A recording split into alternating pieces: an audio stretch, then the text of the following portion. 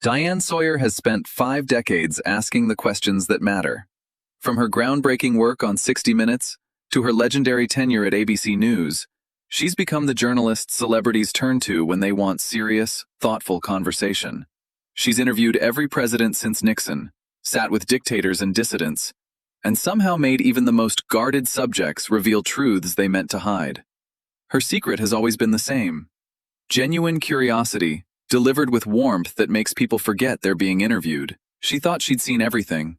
But on an autumn afternoon, in a carefully staged Montecito living room, Diane Sawyer encountered something that tested even her legendary patience. A duchess so convinced of her own importance that she couldn't recognize respect when it sat across from her.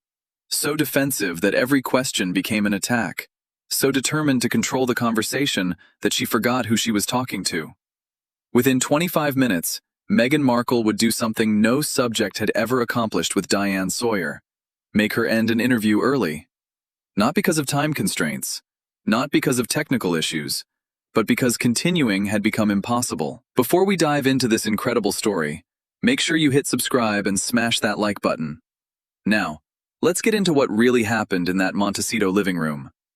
The setting was deliberately intimate, a sunlit living room in the Montecito estate. This was meant to feel like a conversation between equals, not a formal interview. Diane Sawyer arrived with her characteristic elegance, understated but unmistakable, the presence of someone who'd earned every ounce of her reputation. She reviewed her notes while the crew made final adjustments, her expression thoughtful. "She specifically requested you," the producer had told her earlier, said she wanted someone who would understand complexity. Diane had smiled.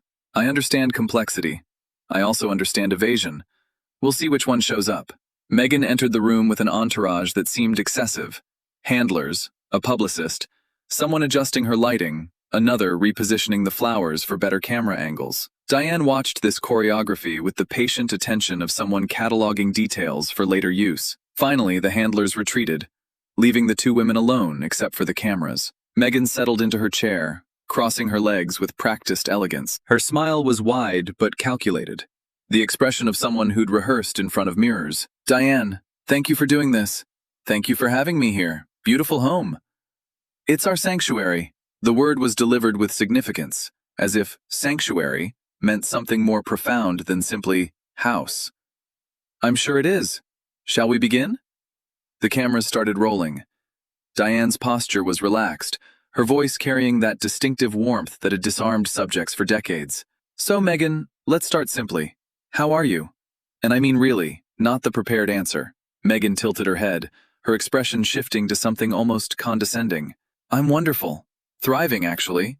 Though I find it curious that everyone asks me that with such skepticism. As if they expect me to say otherwise. No skepticism here, just genuine interest. You've been through a great deal publicly.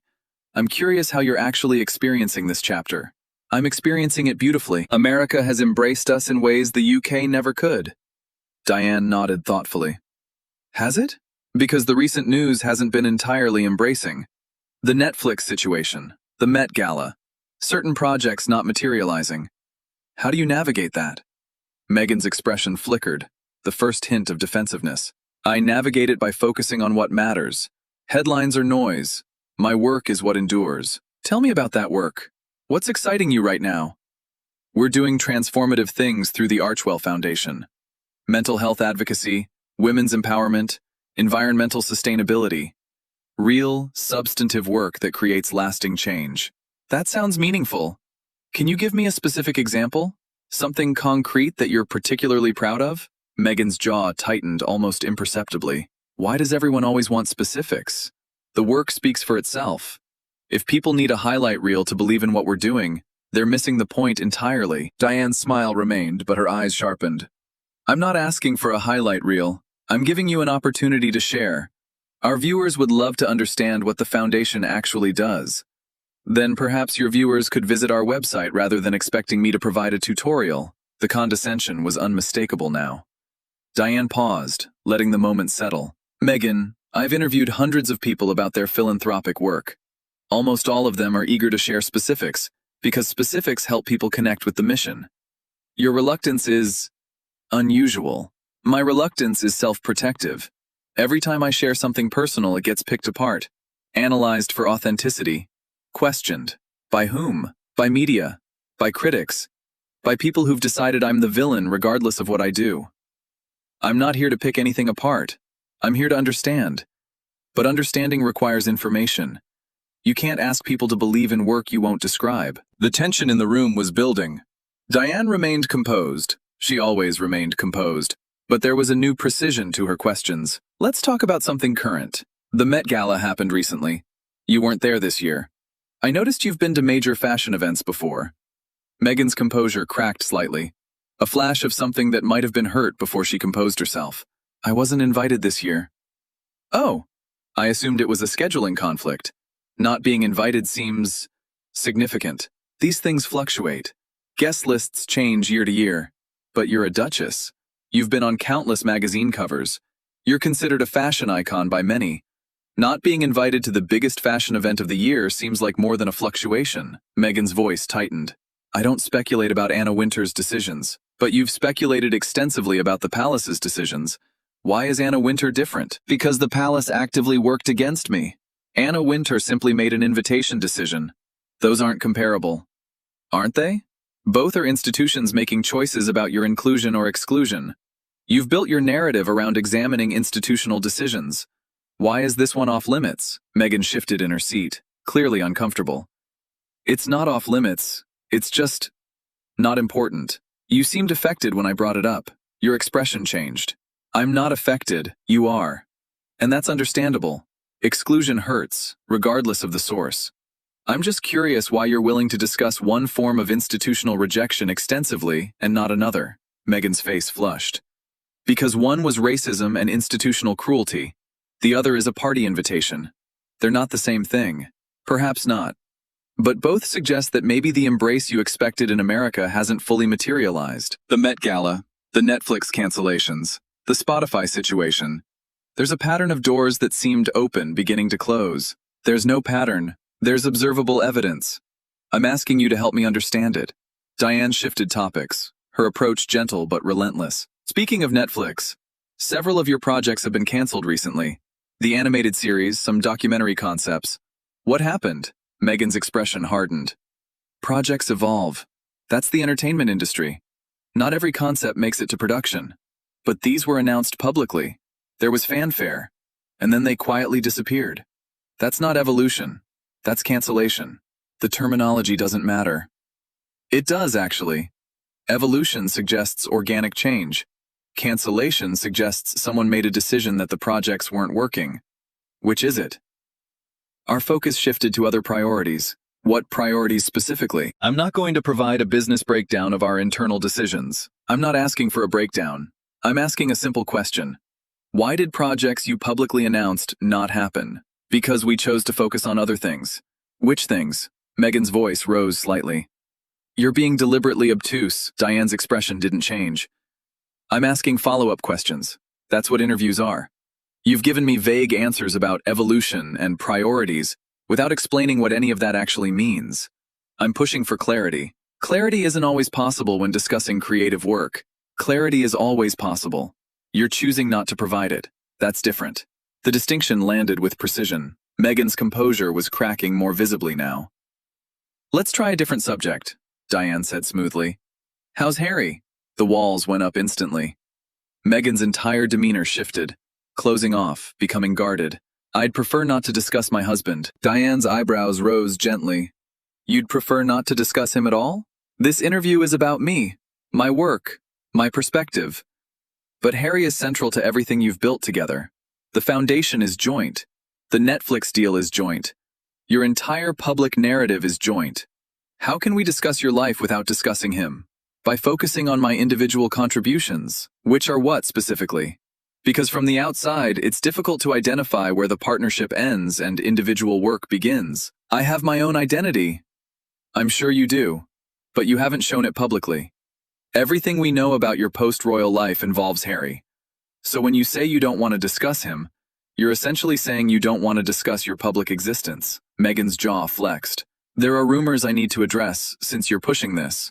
I'm not pushing anything. The divorce rumors, the separation speculation.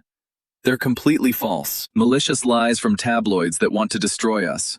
We're stronger than ever. Our marriage is solid. Diane nodded slowly. I appreciate you addressing that directly.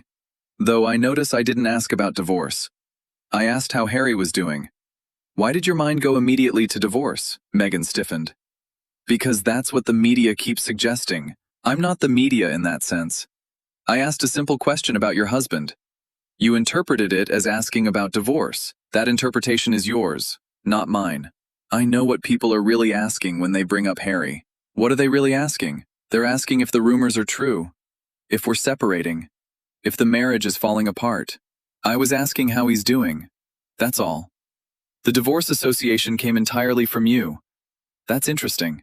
Meghan's face reddened. You're twisting my words. I'm observing your associations. There's a difference. When someone asks about your husband, and you immediately defend against divorce accusations no one made, it suggests divorce is on your mind more than you're admitting. It's not on my mind. Then why was it your first association? Meghan had no answer. Diane leaned back slightly, her expression thoughtful. Meghan, I want to be direct with you. I've been conducting interviews for over 50 years. I've spoken with presidents, survivors, people in the most challenging circumstances imaginable. Almost all of them, even in their most difficult moments, managed to engage with questions without treating me as an adversary. I'm not treating you as an adversary. You've told me your viewers should visit your website, rather than expect explanations from you. You've accused me of being deliberately obtuse. You've interpreted neutral questions as attacks. That's adversarial behavior, Meghan. It's protective behavior. There's a difference. Protection from what? I've asked about your work, your projects, your husband. These are standard interview topics. If they feel threatening, perhaps examine why. Because every interview becomes an attack. Every question is designed to catch me in something. What have I tried to catch you in? I've asked open-ended questions and given you complete freedom to answer however you'd like. You've chosen defensiveness. That's not my doing. It's yours. Meghan stood up slightly, then sat back down. A false start that betrayed her agitation. You don't understand what I've been through. Then help me understand. I've been trying to understand for 20 minutes. Every time I ask a question, you treat it as hostile. Every time I push for clarity, you accuse me of twisting words.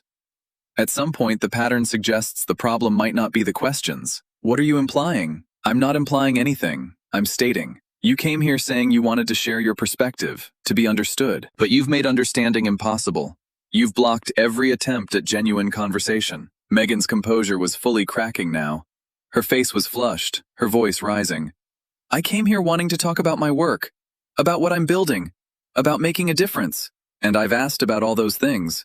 You've given me vague generalities and told me to visit your website. That's not sharing, that's deflecting. Because specifics get weaponized. By whom? I've conducted this interview with complete respect.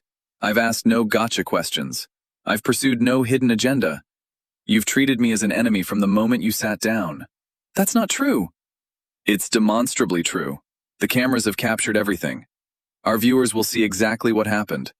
A journalist asking gentle questions, and a subject treating them as warfare. Meghan grabbed her water glass, took a long sip, then set it down with more force than necessary.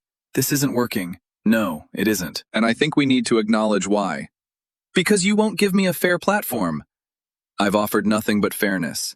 Every question has been respectful. Every opportunity to share has been genuine. You've declined them all while insisting you want to be understood. That's contradiction, Meghan. And at some point, I have to recognize that continuing isn't productive. Meghan stared at Diane, seeming to finally register that something had shifted. What do you mean, not productive? I mean that I can't interview someone who won't be interviewed. I can't understand someone who won't be understood. I've been doing this work for 50 years. I know when a conversation is possible and when it isn't. This one isn't. Diane's expression carried something unexpected. Not anger, not frustration, but something closer to disappointment. Meghan, I'm going to be honest with you. I agreed to this interview because I believed you had a genuine story to tell. I thought, despite everything written about you, there might be a real person underneath the headlines who deserved a fair hearing. There is. Maybe, but I haven't met her today. I've met someone so guarded, so defensive, so convinced of her own persecution that she can't recognize basic professional courtesy. I asked about your foundation. You told me to consult your website. I asked about your projects. You accused me of being obtuse. I asked about your husband. You immediately defended against accusations I never made. Because I'm tired. Everyone's tired, Meghan. The world is full of tired people who manage to have conversations without treating every question as an attack. Fatigue isn't an excuse for hostility. Meghan stood up fully now, her composure finally breaking. Diane didn't stand. She just looked up at Meghan with an expression mixing sadness with resolution. Maybe it was. But not for the reasons you think. What's that supposed to mean? You came here expecting control.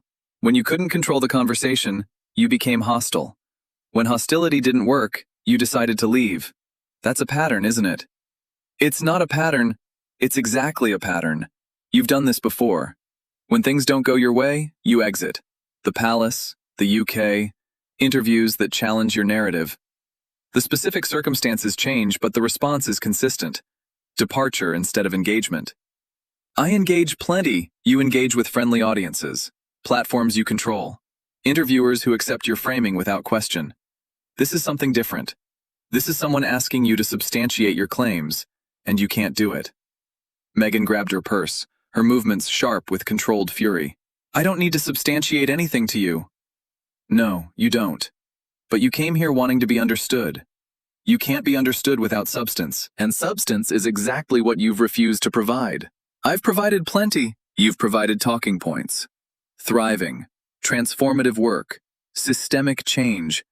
These are words without content. When I pushed for content, you got defensive. When I kept pushing, you got hostile. That tells me the words might be all there is. Meghan's face contorted with barely suppressed rage. How dare you? I dare because it's my job. 50 years of journalism has taught me to recognize the difference between people with genuine stories and people performing stories. I'm not sure which you are, but your behavior today suggests you're not sure either. You don't know anything about me. I know what you've shown me, and what you've shown me, today, in this room, is someone who can't engage with gentle questions without treating them as attacks. Someone who came here wanting sympathy, but refusing to offer substance. Someone who wants to be understood, but makes understanding impossible. Diane stood now, slowly and deliberately. I'm going to end this interview, Meghan. Not because of time, we had another hour scheduled, not because of any external factor, but because continuing serves no purpose. You won't answer questions. You won't share specifics.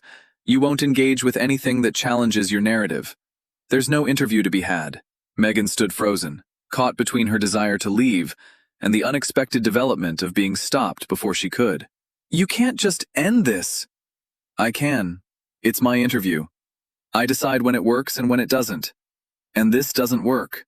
What about your viewers? They're expecting a conversation. What they'll see is one person trying to have a conversation and another refusing. That's the story. Not the one you planned, but the real one. It will make me look like a journalist who recognized when an interview became impossible and had the integrity to stop. That's not a bad look.